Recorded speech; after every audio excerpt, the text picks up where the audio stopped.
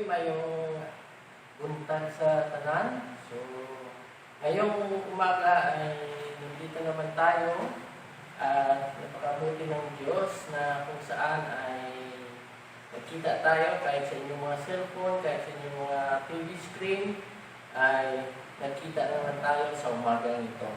So, kamusta na kayo? At alam ko na ang iba sa inyo ay naburing na sa matagal na kalagayan natin. So, napaka haba ng ating mga bakasyon. Lahat tayo ay nagpahinga ng todo. So, makita sa ato na ang mahabang pahinga ay maramdaman mo ang magandang kondisyon ng iyong katawan. Pero mas maganda na nakapagpahinga ka dahil ay nakapoy ka sa trabaho kaysa hindi ka nakapoy ka sa pagpahinga. So, ganon. So, nakita nato, no, nakakaiba na mas maganda na nakapoy ka sa trabaho kaysa nakapoy ka na walang trabaho. So, ngayong umaga na to ay tingnan natin yung ano ba ang mga dapat natin gawin during sa oras na ito, sa sitwasyon na ito. Ngayon, paano natin matutulungan yung bawat isa po sa ato. So, yan ang ating pag-usapan ngayon sa umagang ito. No? Nakiisa tayo sa kabigatan ng iba.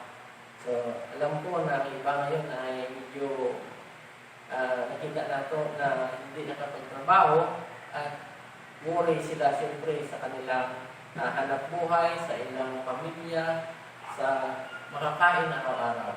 So, makisabay kayo sa akin na buksan natin ang ating mga Biblia dito sa Book of Galatians, no?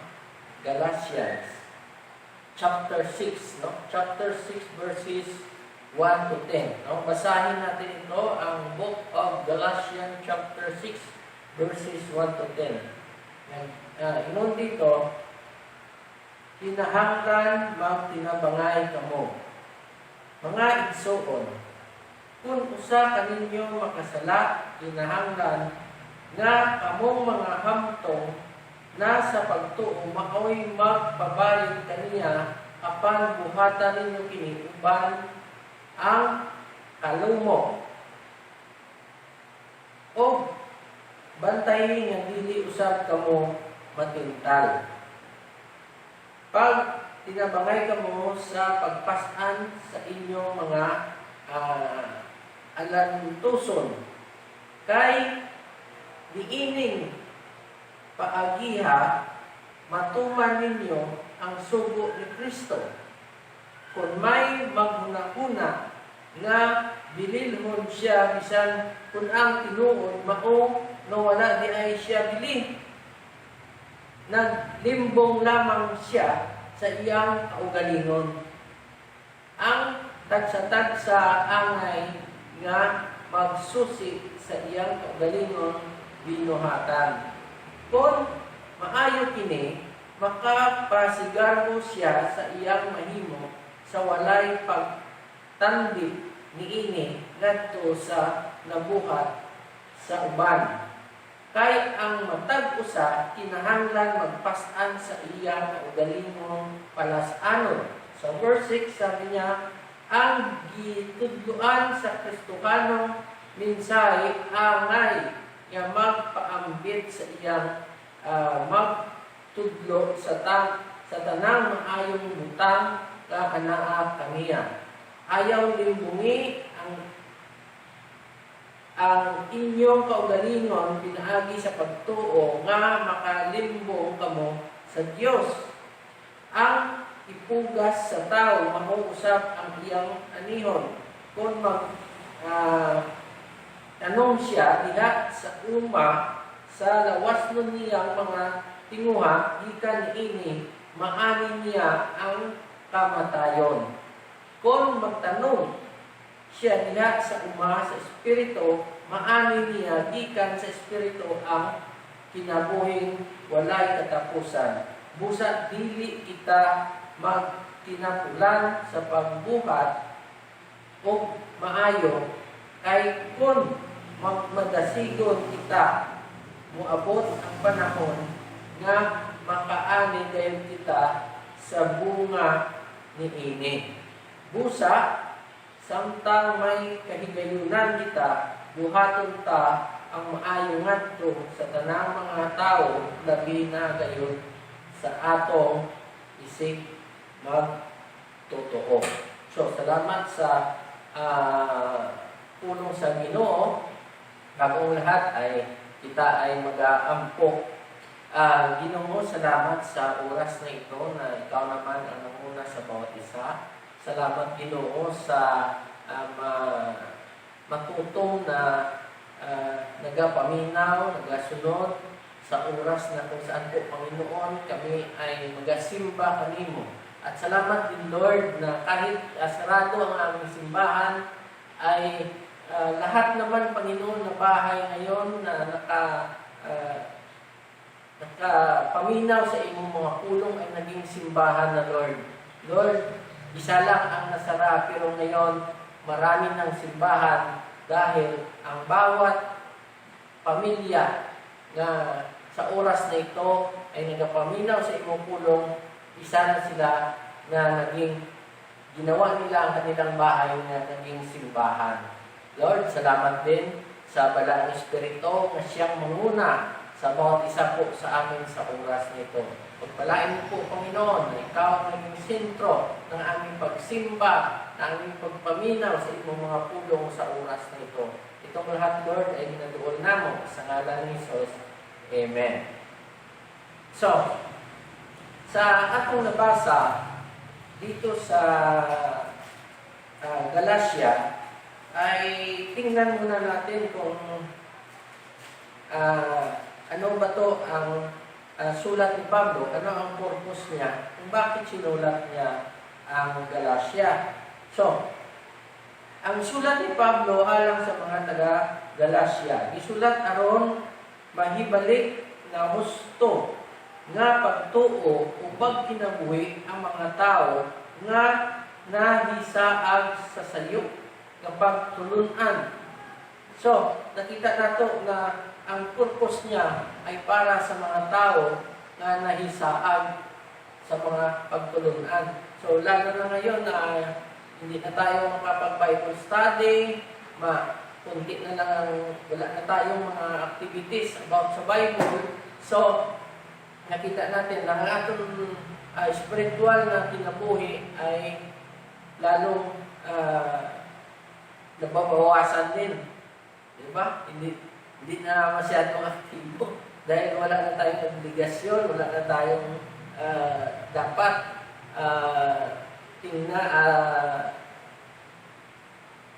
puntahan paglinggo. Dito na lang tayo sa ating mga bahay, no? So, dito sa Galatia chapter 6, 1-10, ito po ay nakatuon kung paano dapat pakitunguhan ng bawat isa kay Kristo sa pamagitan ng kapangyarihan ng Espiritu ng Diyos. Dapat natin ibalik ang mga nahuli sa kasalanan nang may kahinahunan o yung humble, no? At kababaang loob. At dapat nating tulungan na dalhin ang bawat isa sa mga pasalin. Dahil dito, dapat maging tapat ang mga Kristiyano sa ating sarili tungkol sa ginagawa ng Diyos sa pamagitan natin. No? Kailangan natin gawin ang responsibilidad para sa Kanyang hinihiling na isa katuparan, sapagkat ang buhay na walang hanggan ay magmula sa pagtatanim ng Espiritu ng Diyos sa pamagitan ng pananampalataya kay Kristo. At hindi sa pamagitan ng mga gawa, ng mga laman. Dapat nating patuloy na paggawa ng mabuti. Ang ani ay magpapakita ng maayos na pagtatanim. So, pag maganda yung tanim, siyempre maganda din ang harvest. No? Kasama sa Galatia chapter 6, ang mga tagubilin sa kung paano ang mga taong malaya kay Kristo at naglalakad sa Espiritu ng Diyos dapat pakitunguhan ang bawat isa sa pamagitan ng pananampalataya kay Kristo ay aanihin ang buhay na walang hanggan. Ang mga naniniwala ay hindi dapat mapagod sa paggawa ng mabuti para sa bawat isa habang naghihintay tayo ng pagbalik ng ating tagapagligtas. No? Isa sa mga dahilan kung bakit si Pablo ay nagsulat sa Galatians, ito yung pagtulong sa mga pasanin ng iba. Pero hindi maiwasan ang mga hadlang para maipatupad nito. Tulad sa verse 3 na nagpakita ng katamaran. Sabi nga ng isang kasabihan, pag gusto, may paraan. Pero pag hindi, may dahilan. Nakiisa tayo sa kabigatan ng iba. Ito yung topic natin ngayon. Nakiisa tayo sa kabigatan ng iba. So, una, tingnan po natin yung tinatawag kanina sa verse 3 na huwag magpalinlang sa kasalanan. So, magpalinlang. Kasi minsan, hindi natin alam na yung kasalanan pala ay sinasakyan natin palagi, yun pala ay akala natin na ang kasalanan kasi palagi lang piniplease yung sarili natin. So napakaganda naman, i-please palagi yung sarili mo, di ba? Pero hindi mo alam, sinasakyan ka lang ng kasalanan. So, sa verse 3 ay makikita natin na ito ay dinadaya tayo ng kasalanan. So, sabi dito sa verse 3, kung may maghuna-una nga bililhon siya, bisan kung ang tinuod mao nga wala di ay siya bili, naglimbong lamang siya sa iyang kaugalingon. Naglimbong. So, dinaya niya lang ang sarili niya. No? So, ngayon, isa yan sa nakikita natin na kung saan isa na naging kabigatan na hindi tayo makatulong sa iba dahil tayo mismo ay mayroon tayong tinatago sa ating sarili. So sa atin ngayon na sabi nga ni Pablo, dapat magtulungan tayo. Ang una dito sa verse 3 is huwag magpalinlang sa kasalanan. So, ang pangdaraya sa sarili ay isang proseso ng pagtanggi o pagpapangatwiran, resulta sa walang kabuluhan.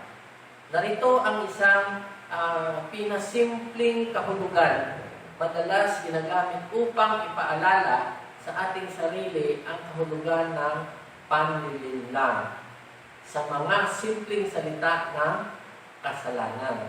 So, dito binabago ang ating pag-iisip na hindi natin alam na tayo ay nalinlang kapag nagkakasala tayo.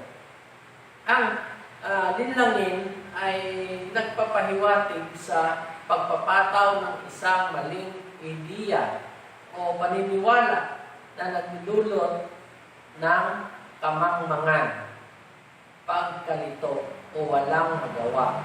Ang panlilinlang ay nangangahulugang iligaw ang pag-iisip na umahantong ito sa katotohanan upang maging mali sa katotohanan, na magdudulot ng paniniwala sa kung ano ang mali upang maging dahilan paniwalaan kung ano ang totoo o hindi. So, kanais-nais na nagpapahiwatig ng pandaraya ng lubusan upang takpan ang katotohanan. So, sinabi nga ni Matthew Henry, isang nabasa ko na komentaryo niya, na ang kasalanan ay mapanlin lang dahil mukhang patas, ngunit may maruming motibo. Lumilitaw na kaaya-aya, ngunit mapanganib. Nangangako ito sa karamihan, ngunit palaging napapako. So, kaya nagsimula ang panininlang ng isang bisis lamang sa Biblia. Ngunit, ang mga epekto nito ay halos lahat ng pahina mula sa Genesis hanggang Apokalipsis ay makikita natin na ito ay mula sa kay iba na kung saan nalinlang sila, karoon sila ng kasalanan at hanggang ngayon ay na-inherit natin yung kasalanan na yun. So, yun ang isang bagay lang na nangyari, pero hanggang ngayon, nag-epekto pa rin. So, sabi sa Romans 12 verse 21, dili ka magpadaog sa kadautan, kundili dag-a ang kadautan, pinaagi sa maayo. So, upang mapagtagumpayan ang kasamaan sa mabuti ay gamitan ng makasalungat na prinsipyo tulad ng hindi ka na galitin. So, noon, magagalit ka kaagad. So, madali kang tawag dyan, mainitin ng ulo. So, ngayon, hindi na. So, pagtulungan sa mga kalungkutan, ito yung mga prinsipyo na magkasalungat, no? Paghiganti ng mabuti. Yan. Mismo magkasalungat na ito ay ginagawa sa mahabang pasensya, kaamuhan, pagtitiyaga, at pag-ibig sa kapwa para itong liwanag na makita sa dilim. No? So, ang verse 3 na nagpakita ng katamaran ay pag gusto may paraan pero pag hindi may dahilan. Ang katamaran ay isang panlilinlang at inuutosan ng kasalanan. So, isa yan sa mga unang punto na ato ngayon nakita paano tayo makatabang sa uban kung tayo mismo ay mayroong problema. No? Nasa ato pala yung mga bagay na dapat nating alalahanin palagi. So, yun ang dapat natin ma-share o maitabang sa kapwa din natin na huwag magpalinlang sa kasalanan. So, nakiisa tayo sa kabigatan ng iba, no, kanina na huwag magpalinlang sa kasalanan. So, ang pangalawa nating prinsipyo ngayon ay sa verse 7. Kung isa tayo na namumuhunan sa salita ng Diyos. So, kailangan makatabang tayo sa kabigatan ng iba, dapat mag-invest tayo sa salita ng Diyos. So, isang malinaw at praktikal na kahulugan sa mga salitang ito, ang paghasik ay nangangahulugan ng mga saloobin ng salita at kilos ng kasalukuyang buhay o yung personal testimony mo, yun ang magandang i-testify mo na i-invest mo sa tao para kung paano ka binalo ng Diyos. Yun ang pinakamaganda. No? Ang pagsanggunian sa banal na Espiritu ay naglalayong maluwalhati ang Diyos sa pagmamahal, paglilingkod sa Kanya, nakikipag-ugnay sa Kanya sa mga hangarin at motibo nito. So, ang ating puso at konsensya ay isang taniman ng salita ng Diyos. Ito ay buhay na prinsipyo at dito sumisibol ang mga buto at nagbubunga sa buhay ng tao sa pamagitan ng mga salita, wika at mga gawa.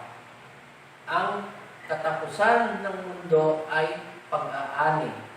Kung ang mga alituntunin ng bawat tao ay huhusgahan ng bawat gawa, ang salita ng Diyos ay siyang bunga sa pamagitan magagawa nito. Kung ano ang ating hinasik, hindi kung ano ang tinatanim. Dito makikita ang dakilang araw ng pag-aani at pagpahayag ng mga alituntunin ng bawat tao sa loob ng kanyang puso. Sabi niya sa verse 9, dili unta kita magkakapoy sa pagbuhat sa maayo, kay sa iyang panahon mag-aani kita kung kita dili pagkakaluya. Ang bawat tao ay dapat magdala ng kanyang sariling pasanin. Kailangan din niyang tulungan magdala ang pasanin ng kanyang kapatid. Lalo, bawat magtotoo ay dapat na makakasamang makipagtulungan sa bawat gawain ng Panginoon at ibahagi ang bawat spiritual na pagpapala. So, ang bawat mabuting gawa na ginagawa sa diwa ng pag-ibig at pagsakripisyo sa sarili ay naghahasik ng mabuting binhi.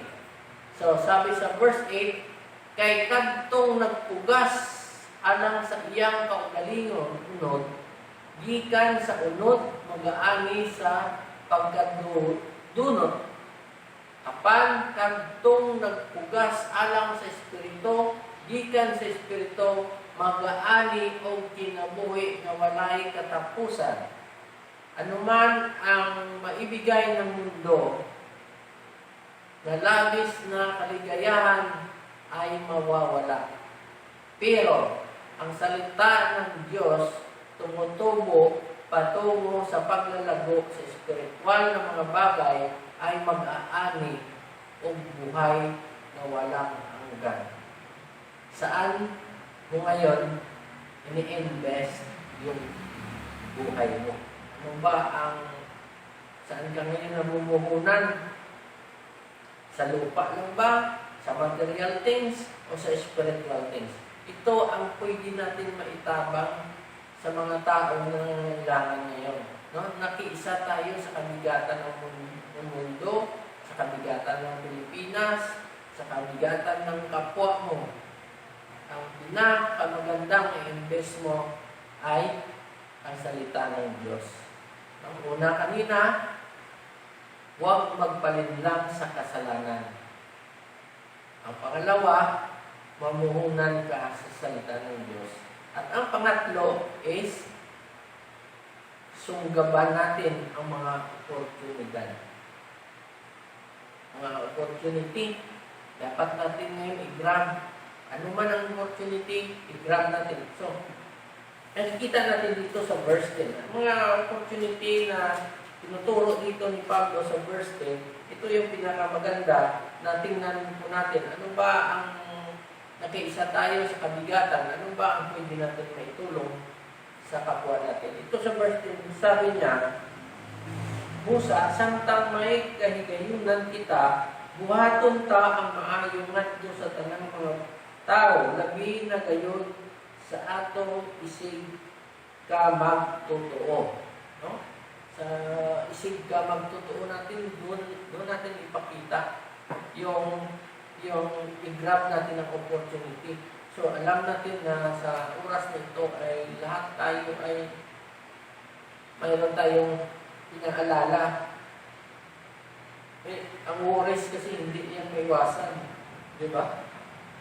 Pero, ito, ang salita ng Diyos, kung palagi tayo nagbabasa, palagi tayo, yun ang motibo natin palagi, ay magkakaroon tayo na nakatulong tayo sa ating kapwa. So, sabi sa Ecclesiastes chapter 9, verse 10, bisan unsa ang ikaplagan na buhat sa imong kamot, buhata ka na uban ang imong kusog. Kay dito sa Sion, diin ikaw muadto walay buluhaton, ni lalang, ni kahibalo, ni kaalam.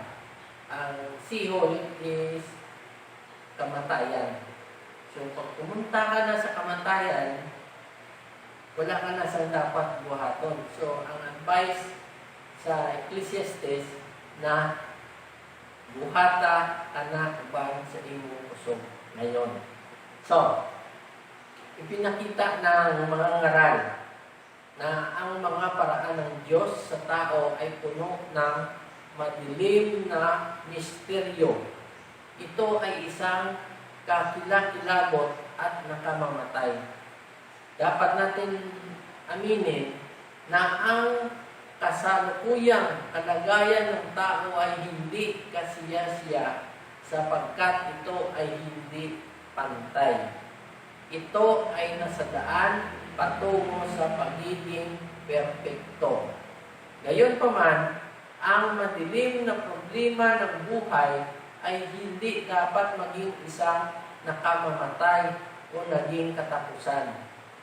Bagkus, naging umpisa ng oportunidad na mabuksan. So, ang sikat ng araw ay para sa mga masama at mabuti. At pinadalan niya og ulan ang mga matuwid at ang hindi matuwid. Sabi sa Matthew chapter 5 verse 45. Mayroong dahilan upang hanapin ang kapakanan ng mga hindi naniniwala, pati na ang mga naniniwala. Pinagpala ng Diyos ang lahat ng mga tao at gayon din ang hindi mga Kristiyano. Diba? So, ang Kristiyano ay dapat maghangad palagi na makapagbigay tulong sa lahat na nangangailangan dahilan sa kautusan ng Diyos. Ngunit, tulad ng nagpakain si Jesus, itong 5,000, sobra. Hindi lang ang sumusunod sa Kanya, kundi para sa lahat. So, dapat tayong maging katulad ng Diyos sa pagpapala sa matuwid at hindi matuwid. So, no discrimination. Huwag tayo magpili kung sino ang pwede nating tabangan. Diba?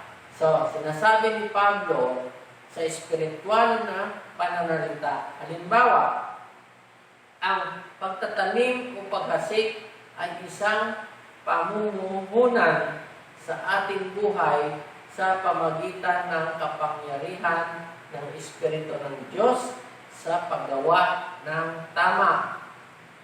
Sabi sa John chapter 9 verse 4, kinahanglan ako magbuhat sa mga buluhaton sa nagsugo kanako samtang adlaw pa. Moabot ang gabi nga walay tao nga makahimo sa pagbuhat.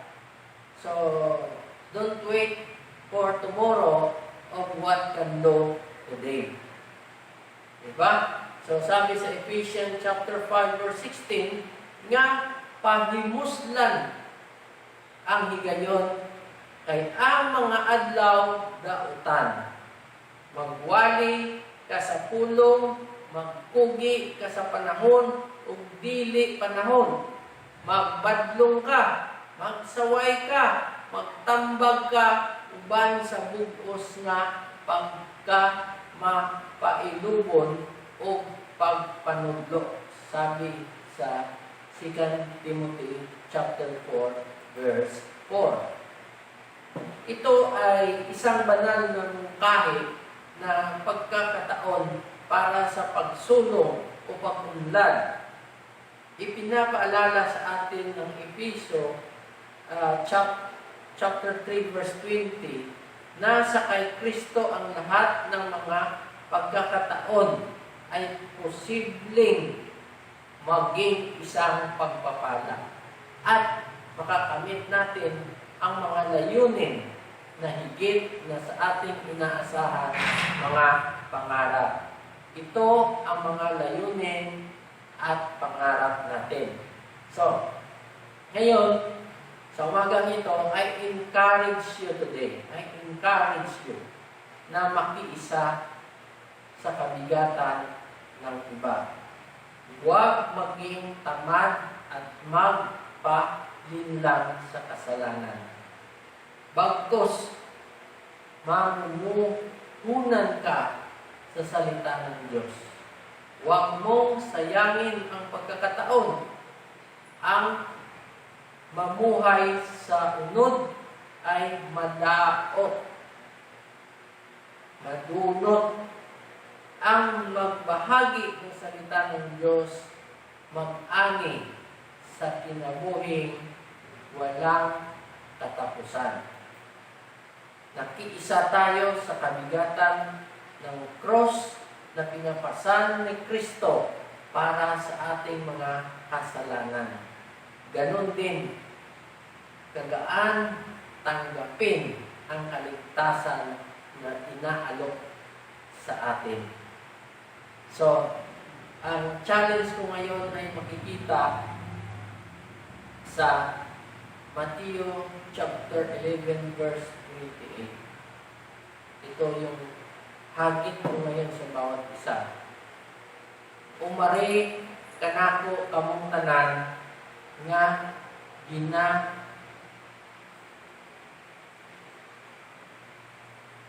ginakapoy o gibungatan o papahulayon ko kamo.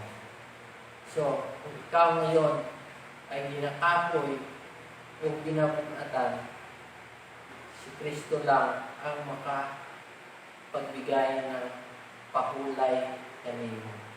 So, salamat sa tulong sa Ginoo. Kung may nakakapoy ngayon, nakaka-burden ngayon, o burden mo ang burden ng ibang tao, ay tabangan siya, mag-iisa ka sa kabigatan ng kapwa natin. So, maglapit ka lang kay Kristo. Yun lang ang pwede natin gawin ngayon. Lumapit kay Kristo, ay siya lang ang magpapagbigay ng kapahulayan ka natin. So, mag-ampo tayo. Panginoon, salamat sa oras nito. Salamat sa bawat isa na tumulong sa ato. Panginoon, ay patuloy kami nakikinig ng iyong mga salita. At salamat, Panginoon, sa oras na binigay ng bawat isa ngayon. Ito, pagpalain mo, Panginoon, ang aming mga pisikal na mga kailangan, ang aming pagkain, lalo na, Panginoon, ang aming health na maprotektahan kami, Panginoon, sa COVID-19 na ito na kung saan po, Panginoon, ay hindi namin makita ang virus.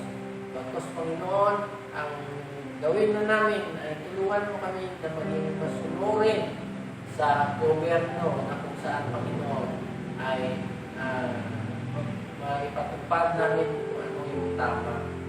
Lord, salamat na ikaw ang una sa oras na ito. Pagpalain mo, Panginoon, ang bawat isa ngayon na ang bahay niya ay ginawa niyang simbahan. At salamat, Panginoon, ang simbahan mo ngayon ay marami na. Lord, salamat din sa iyong mga salita at salamat sa banal na Espiritu na ikuban ka namo sa oras nito. Sa pagpalain kayo ng Diyos Ama, ng Diyos Anak, at ng Diyos Espiritu Santo sa oras na ito, ang lahat ay sabing Amen. Amen.